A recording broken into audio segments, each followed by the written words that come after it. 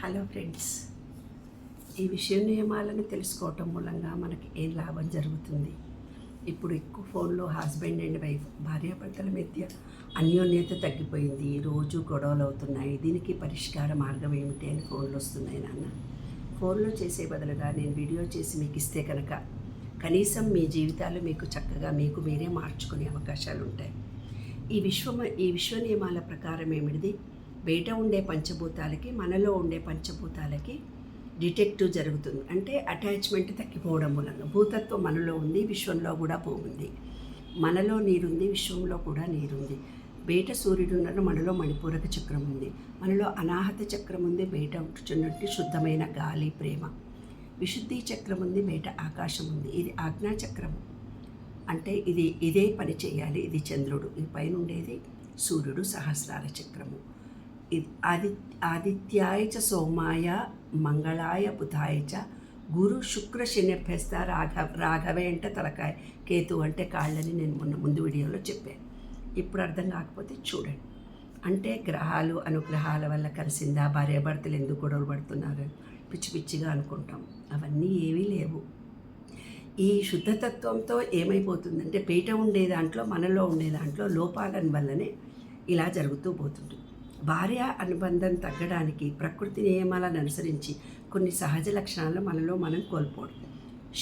శరీరము, మనస్సు, చైతన్య తత్వాలను అనుసంధానం ఇద్దరిలో తగ్గిపోవడము. శరీరానికి మనసుకి వేరే వేరే ఆలోచనలు డిఫరెంట్గా అయిపోవడం అన్నమాట. పంచభూతాలన్నీ కూడా అంటే అసమతుల్యంగా పనిచేయడం అంటే ఏంది? అవి ఎంత ఛార్జింగ్ ఉండాలో అంత ఛార్జింగ్గా లేకపోవడము. అగ్నితత్వం భార్యలో కానీ భర్తలో కానీ పెరిగితే, ఎవరిలో పెరిగితే, అగ్నితత్వం ఎవరిలో పెరిగితే వాళ్ళు ఏం చేస్తారు తెలుసా అమ్మ? కోపంగా అరుస్తూ ఉంటారు.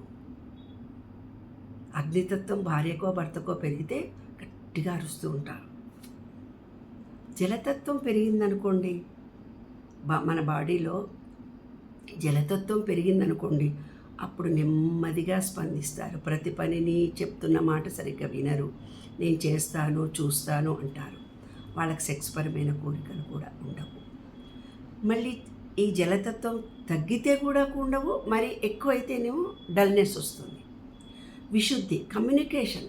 విశుద్ధి చక్రం అంటే ఆకాశాన్ని తత్వంతో మనకు సంబంధం లేకుండా ఆకాశాన్ని చూడకుండా ఉంటున్నాం కాబట్టి గొడవలు ఎక్కువ అవుతున్నాయి ఇద్దరి మధ్యలో అని. అంటే కమ్యూనికేషన్ స్కిల్స్ దెబ్బతింటుంది. మొగుడు ఏమంటున్నాడో పెళ్ళానికి అర్థం కాదు, పెళ్ళామేమంటుందో మొగుడికి అర్థం కాదు. సెక్సువల్ ఇంటిమసీ లోపం జరుగుతుంది స్వాధిష్టాన చక్రంలో. అంటే ఈమె ఎలా ఉండాలి, ఆయన ఎలా ఉండాలి, ఆయనతో ఈయన ఎలా సహకరించుకోవాలి, ఈమెతో అతను ఎలా సహకరించుకోవాలి అనే అండర్స్టాండింగ్ లోపం జరిగిపోతుంది. ఇదే ఏమంటారు? శని కేతు దోషము అని అంటారు.